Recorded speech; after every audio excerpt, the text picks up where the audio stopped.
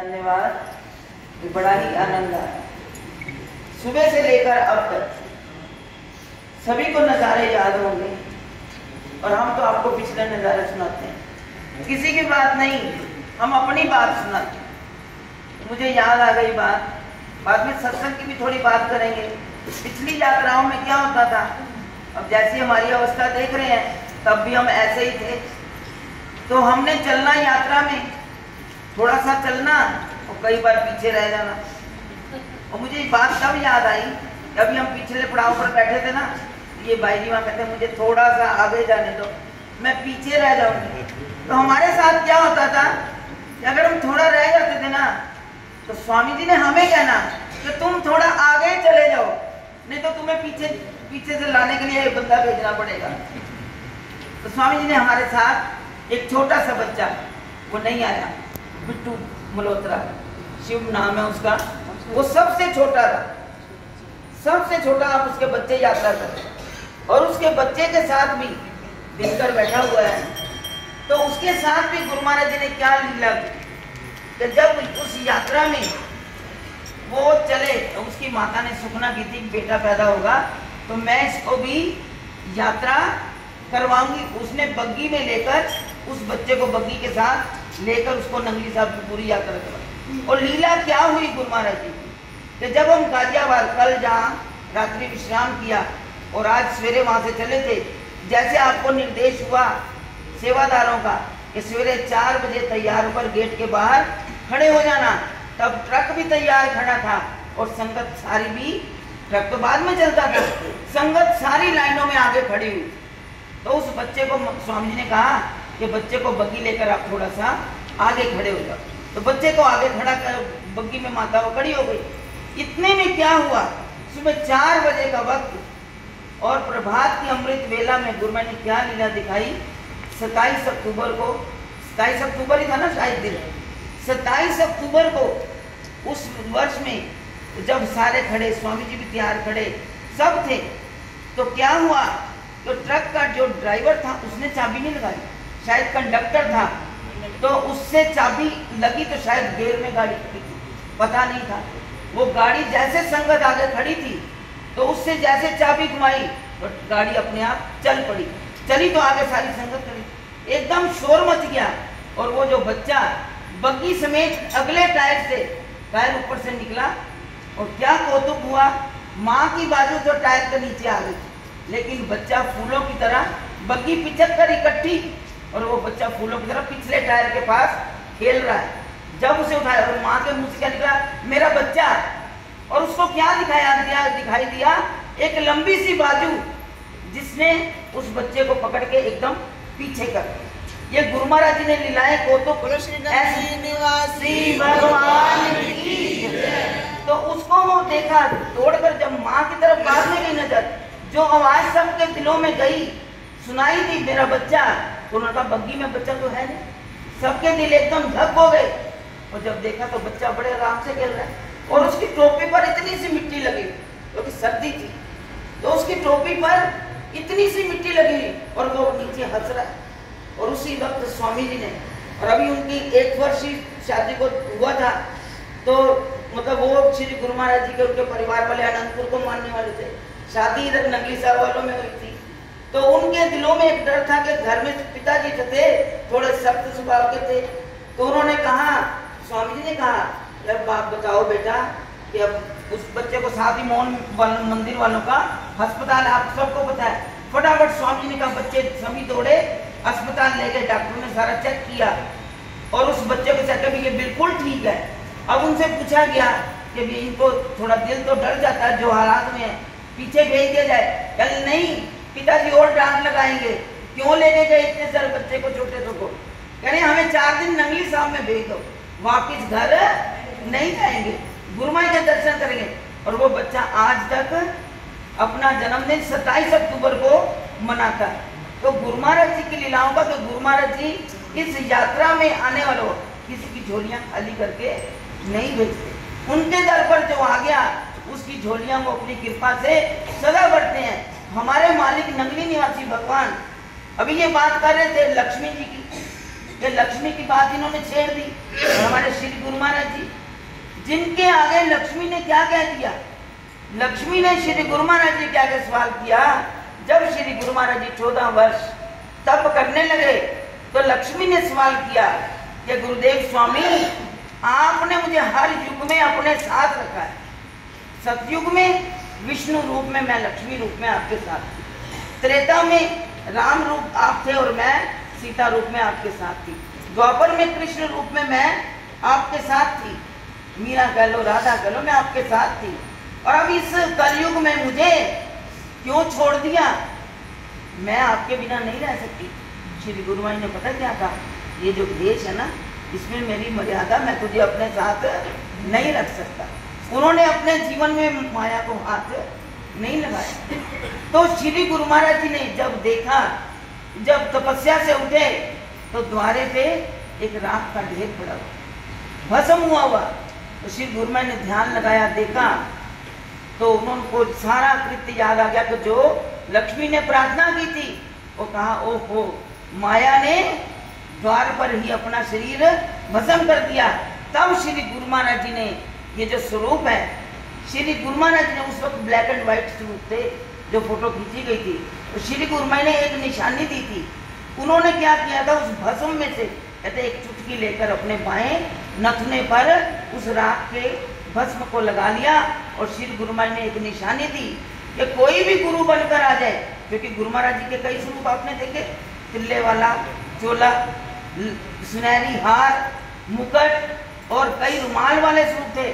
श्री गुरु महाराज ने कहा कोई रुमाल बांध कर आ जाए तो उसको गुरु अपना मत मान लेना, कोई अच्छे चोले पहनकर आ जाए गुरु मत मान लेना, याद रखना काले तिल वाला ही आपका गुरु है। बोलो नगली निवासी भगवान की जय। ज़ियारत हम करने जा रहे हैं, जिसकी हम दर्शन करने जा रहे हैं, ये जो एक एक कदम पर सदगुरुदेव के नाम का जाप करते हुए, भजन कीर्तन करते हुए, उनका ध्यान करते हुए हम उनके चरणों में जा रहे हैं। तो जब ये बात कह रहे थे कि गुरु महाराज जी के चरणों में आपको रोज ये संदेश याद कराया जाता है कि दुनिया की सब चीजें नश्वर हैं, गुरु महाराज जी से, गुरु महाराज के चरणों का प्यार मांगो तो आपका कल्याण हो जाएगा। तो श्री गुरु महाराज ने कहा दिवाली में सब लक्ष्मी की पूजा करते हैं ना, आप सब लक्ष्मी गणेश की पूजा करते हो आप लोग। तो श्री गुरु महाराज ने क्या फरमा दिया, अरे लक्ष्मीपति को पूजा कर लो, लक्ष्मी अपने आप ही पीछे आ जाएगी, तुम्हें किसी चीज की कमी नहीं रहेगी। ये श्री गुरु महाराज जी के वाक है। तो गुरु का वाक कभी मिथ्या नहीं होता। जो जिसने गुरु महाराज जी के दर पर जाकर सजदा कर लिया उसके वारे न्यारे हो गए। तो किसी कवि ने बड़ा सुंदर कह दिया, जिस तेरी सरदल नू चुमिया एक बार। सरदल किसे कहते हैं, चौखट को, उसकी दलीज को कहते हैं कि वो उसकी सरदल है। जो गुरु महाराज जी की चौखट पर, उनकी दलीज पर एक बार मत्था टेक कर उसको चूम लेता है, उनका ओ भी तेरे दर्दा बनिया अधिकारी। एक बार जाकर जो सत्कार कर लेता है वो उसके हर बात का अधिकारी बन जाता है। आप देखते हो माता पिता की संपत्ति बहुएं आती है ना एक दिन के लिए, वो भी उसकी हकदार बन जाती हैं। गुरु महाराज कहते हैं जो गुरु महाराज जी के दर पर आ जाएगा उनकी कृपा का अधिकारी बनेगा। उनके पास कृपा की दौलत है, वो उससे सबको मालूमाल करते हैं। जिस पर सदगुरु की नजर हो जाए उसको किसी चीज की कमी नहीं होती। हम रोज बिनती में पढ़ते हैं, गुरु समरथ सिर पर खड़े, क्या कमी तो दास, रिद्धि सिद्धि सेवा करे, मुक्ति न छोड़े पास। तो इसलिए हमारे गुरु महाराज जी तीन लोक के वाली, सबको कृपा करने वाले, रहमत करने वाले, उनकर दर पर हम जा रहे हैं। कहते हैं एक एक कदम पर चलकर जाओ तो 100 जगह के समान वो फल मिलता है। आप सब लोग बड़े भाग्यशाली हैं। हमारे गुरुदेव भगवान ने, साल प्रभु ने हम पर कृपा की कि कार्तिक के महीने में हमें 4 दिन के पद यात्रा का अवसर दिया कि दिवाली गुरु महाराज जी के चरणों में मनाओ। अभी भजन सुन रहे थे ना, दीप जला मेरे मन का दीप जला, ये भजन सुन रहे थे ना। तो दिवाली पे क्या होता है, तो महाराज जी ने कहा गुरु महाराज जी के दर पर जाकर दीप जलाओगे तो आपके अंदर का दीपक अपने आप ही जल जाएगा, वो जग जाएगा। गुरु महाराज अंधियारा नहीं रहने देंगे। तो वो सच्ची ज्योत अपने दिलों में जलाओ और गुरु महाराज जी का दीदार पाओ। उस ज्योत में जब भजन दिया जाता है तो यही बात कही जाती है कि ये ज्योत जो यहाँ जलती है उसमें किसी और का दीदार नहीं करना। यही तमन्ना करो कि गुरु महाराज जी आपका दर्शन दीदार हमें यहाँ मस्तक में होना चाहिए। क्यों हम रोज पढ़ते हैं गुरु की मूरत मन में ना, गुरु की मूरत को हमेशा अपने हृदय में धारण करो और उनकी ज्योति का यहाँ पर दर्शन करो। तो ये यात्रा हम भाग्यशाली हैं, हमारे गुरुदेव भगवान ने हमें अवसर दिया और अगली यात्रा की आपको सूचना दे ही रहे। हमें तो महाराज जी कहते थे ना, वो फरमाते थे अग्गों पढ़िया पिछों पढ़िया बीच बीच तेरा दर्शन करे। पहली यात्रा कर ली और आखिरी कर लोगे तो बीच बीच के दर्शन अपने आप बीच में काउंटिंग हो जाएगी। बोल मेरे श्री गुरु महाराज जी की। तो गुरु महाराज जी की कृपा से आज के इस रात्रि की सेवा लंगर की देखो कितनी दूर से चंडीगढ़ मणि माजरा से ये सेवादार भाई ब्रजेश जी पहली दूसरी तीसरी यात्रा से ही शायद इनको ये सेवा यहाँ की मिल गई। इनके पिताजी राधे श्याम जी वर्मा वो सेवा करते थे। इनके भैया बब्बू जी, हमें तो वही प्यार से नाम है याद, चंद्र प्रकाश जी वर्मा, इतने प्यार से उन्होंने सेवा कर दी। हम सबको उदाहरण देते हैं कि स्वामी जी ने बैठ जाना तो उन्होंने सेवा क्या करनी, रोटी भोजन बनाना कि मैं खुद बनाऊंगा, हलवाई भी नहीं बनाएगा। सारी संगत की सेवा खुद करते थे। मेथी की सब्जी बनानी, बताओ आपको घर में एक गट्ठी कह दो काटने के लिए, एक परिवार के लिए कितनी मुश्किल हो जाती है। वो सारी संगत के लिए कहता मैं आलू मेथी बनाऊंगा और खुद काट लूं। और स्वामी जी के लिए बड़े प्यार से साबुन, तेल, ब्रश, पेस्ट हर बार नया लेकर आना यात्रा में जब आना कि स्वामी जी में छोटी सी भी सब संगत का भोजन उन्होंने बनाना। और इस परिवार ने, वो आज शरीर में नहीं है लेकिन यादें उसकी सारी साथ हैं। और ये भैया उनके कहते हैं ये रात की भी रोटी किसी और को नहीं देंगे सेवा करने, रात की भी सेवा और सवेरे नाश्ते की भी सेवा। प्रतापपुर में नाश्ता भी आपके लिए इन्होंने तैयार वहाँ रखा हुआ, रात को दूध भी सेवादार देने वाले सेवा वो भी है। तो सब ने अभी आपको देखो क्या मिला। स्वामी जी ने एक बार क्या हुआ, जितने बच्चे आते थे ना यात्रा में सब कुछ मिलता था। यहाँ पर बच्चियों ने कुछ ने कहना स्वामी जी बाहर ना रेड़ियाँ लगी हुई हैं गोलगप्पे की। इसने बहाने से कहना हम जरा स्वामी जी थोड़ी देर, स्वामी जी कहते मुझे पता आपने क्यों जाना है बाहर, बाजार में, बाजार भी लगा हुआ सारा, गोलगप्पे ही खाने है ना। उस दिन से रात्रि में आते ही सबको गोलगप्पे, दही, भल्ले, पापड़ी सबको देनी शुरू कर दी। तो सेवादार वो भी सेवा, वो दीदी अब आई नहीं है हिंदू मेहता, उन्होंने गोलगप्पे की सेवा भेज दी क्योंकि वो उनका स्वामी जी खिलाते थे। तो उन्होंने सबको उसकी सेवा अपने सबने आते ही गोलगप्पे खाए। अब भोजन तैयार हो गया। इसके बाद दूध भी पीना है सबने, कढ़ाई वाला दूध लगा हुआ है, आपने सबने दूध पीकर चाहे इतना इतना प्रसाद लो। आपको प्रसाद का मैं तो बताया तो प्रसाद जो है छोड़ना नहीं, थोड़ा थोड़ा लो, पेट भी खराब नहीं करना, थोड़ा थोड़ा प्रसाद सभी लें और अपना प्रसाद लेकर जाएं। आप भी बैठो भी लंगर का प्रसाद खाते जाना, भोग लग गया अभी पंगत लगने लगी है, लंगर का प्रसाद करके जाओ। ऐसे इतनी इतनी लो जाए, एक एक बाइट लो प्रसाद लेके जाना। तो गुरु महाराज जी की कृपा से आपको सूचनाएं सारी मिल गई हैं कि लंगर का प्रसाद भी तैयार है। तो ऐसे पता नहीं गुरु महाराज जी किस किस को प्रेरणा देते हैं कि मेरी गुरु महाराज जी के चरणों में यही अरदास है।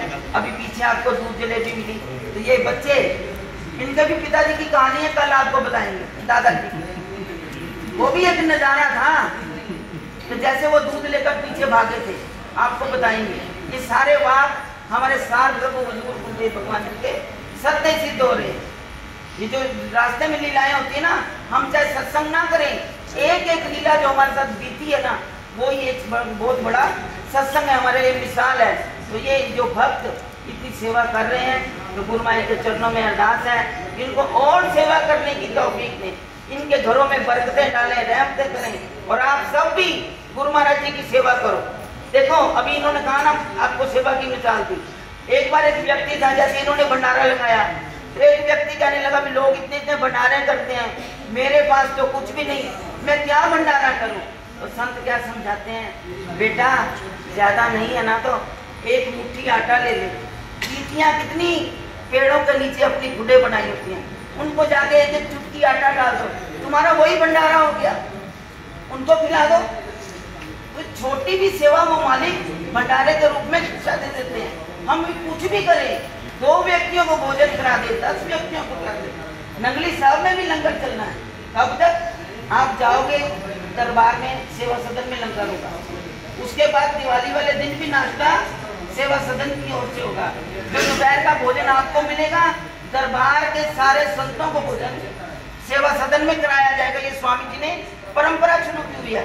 अगर यहाँ नहीं कर सकते, उसमें आप अपनी सेवा डाल सकते, ज्यादा नहीं तो थोड़ी थोड़ी से आपकी तरफ से भी वो भंडारा हो जाएगा। तो गुरु महाराज जी ने बड़े तरीके निकाले हुए हैं। तो सेवा में छोटे की भी पर्दा ढका जाता है और ज्यादा वाले का भी।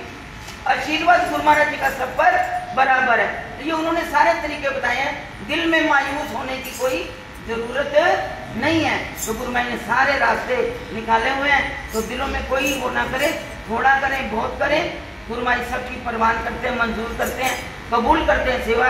तो गुरु महाराज के चरणों में अरदास है, इन बच्चों पर अपनी कृपा बनाए रखें, उनकी रहमतें सदा इनकी झोलियों में भरती रहे और सबको आप खुशियां मनाने जा रहे हो, आप सबकी झोलियां भी सदगुरुदेव की कृपा और खुशियों से सदा भरी रहे। यही गुरु महाराज जी के चरणों से आप सबके लिए मांगते हैं। तो बड़े प्यार से ऊंचे स्वर से जैसा भी निर्देश देंगे कि सभी बाहर पंगत लग जाएगी, भोजन करके और दूध लेकर फिर अपने अपने विश्राम करें। कोई बाहर घूमता हुआ नजर ना, क्योंकि सवेरे 3 बजे फिर सीटी बज जाएगी और 4 बजे चल पड़ना है। तो बड़े प्यार से ऊंचे स्वर से एक जय घोष जैसे पहले किया वैसे ही करें। बोलो जयकारा।